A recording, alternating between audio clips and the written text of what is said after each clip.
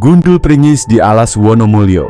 Malam itu, langit di atas desa Wonomulyo tampak gelap gulita, seolah-olah bulan enggan menampakkan diri.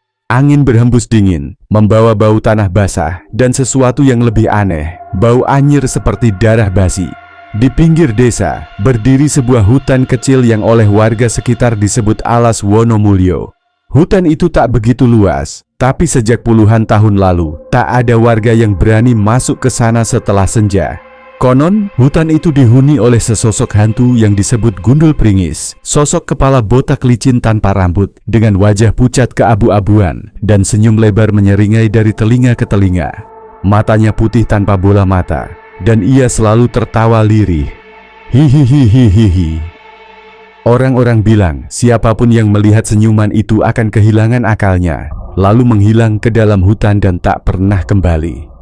Rama, seorang pemuda desa berusia 20-an, tak percaya tahayul.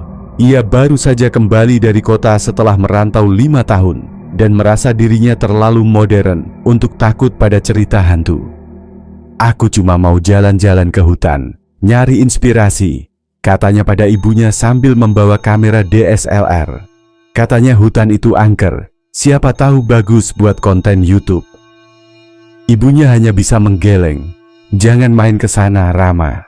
Itu hutan beneran angker. Kamu nggak tahu.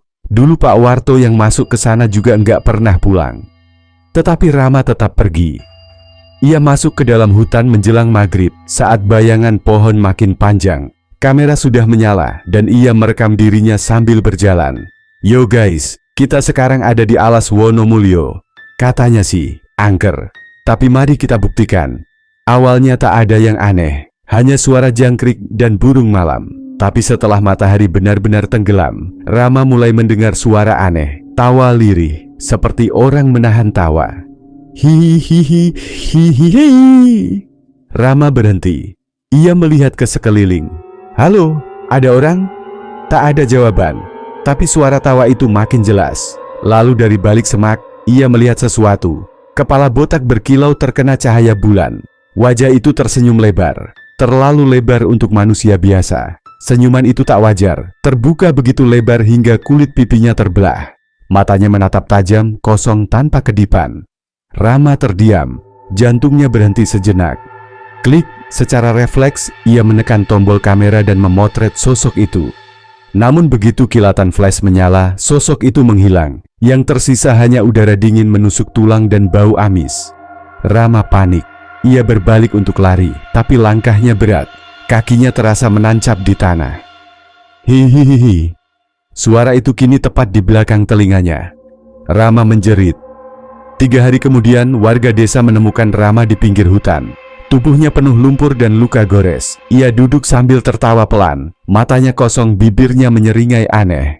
Ia tak bicara sepatah kata pun, hanya terus tertawa. Ketika ibunya memeluknya sambil menangis, Rama hanya membalas dengan senyuman lebar, senyuman Gundul Pringis. Warga membawanya ke dukun desa. Dukun itu langsung pucat melihat wajah Rama.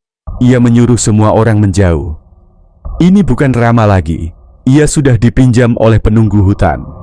Saat tengah malam, Rama menghilang dari dalam kamar, jendela terbuka, dan hanya tersisa jejak lumpur menuju hutan. Rekaman terakhir. Seminggu setelah kejadian itu, salah satu teman Rama membuka kameranya yang ditemukan warga. Ada satu video yang terekam otomatis saat Rama merekam. Di menit-menit awal, tampak Rama bercanda seperti biasa. Tapi di menit ke-7, video jadi bergetar. Di kejauhan, tampak sesosok kepala botak yang hanya menatap ke arah kamera. Lalu kamera bergerak cepat, dan suara tawa itu.